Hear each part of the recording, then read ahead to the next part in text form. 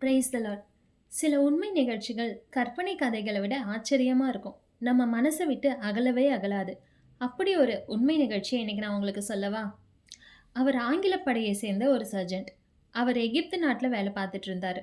அவருடைய பண்பு, குணம், பழக்கவழக்கம் எல்லாமே போற்ற தகுந்த மாதிரி இருந்துச்சு. அவர் கூட அதே ராணுவத்தில வேலை செய்ற ஒரு போதகர் அவர்கிட்ட, "நீங்க இவ்வளவு நல்லவங்களா இருக்கீங்களே, நீங்க எப்படி கடவுள்கிட்ட வந்தீங்க?" அப்படின்னு கேட்டாரு. அதுக்கு அந்த சர்ஜன் நீளமா பதில் சொன்னாரு. "எங்க முகாம்ல ஒரு கிறிஸ்தவ ராணுவ வீரன் இருந்தான். அவன நாங்க எல்லாரும் சேர்ந்து ரொம்ப கலாய்ப்போம். எங்களுடைய கிண்டல், கேலி எல்லாத்துக்கும் இலக்கு அவன்தான். ஒரு நாள் அவன் முழங்கால் போட்டு ஜெபிச்சுக்கிட்டு இருந்தான். நான் அவன் பக்கத்துல போய் என் பூட்ஸ் காலால அவனுடைய தலைய ஓங்கி அடிச்சேன். அவன் என்னை ஏறிட்டு பார்த்துட்டு ஒண்ணும் பேசல. அடுத்த நாள் என் பூட்ஸ நேர்த்தியா பாலிஷ் பண்ணி நான் போடுறதுக்கு ஏத்த மாதிரி வச்சிருந்தான்.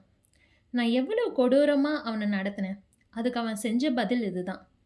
நான் இத கொஞ்சம் கூட அவன்கிட்ட எதிர்பார்க்கல. என் உள்ளத்த அது ரொம்ப உடைச்சிடுச்சு.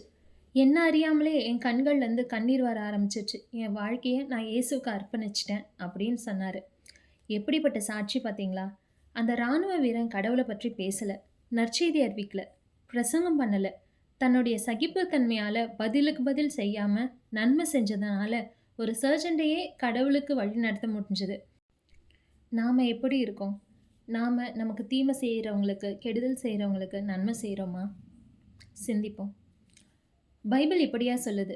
ரோமையர் 12வது அதிகாரம் 14வது 17வது இறைவசனங்கள். உங்களை துன்புறுத்துவோருக்கு ஆசி கூறுங்கள். ஆம், ஆசி கூறுங்கள். சபிக்க வேண்டாம். தீமைக்கு பதில் தீமை செய்யாதீர்கள். எல்லா மனிதரும் நலமென கருதுபவை பற்றியே எண்ணுங்கள். ஆமேன். ஸ்மைல். Jesus loves you.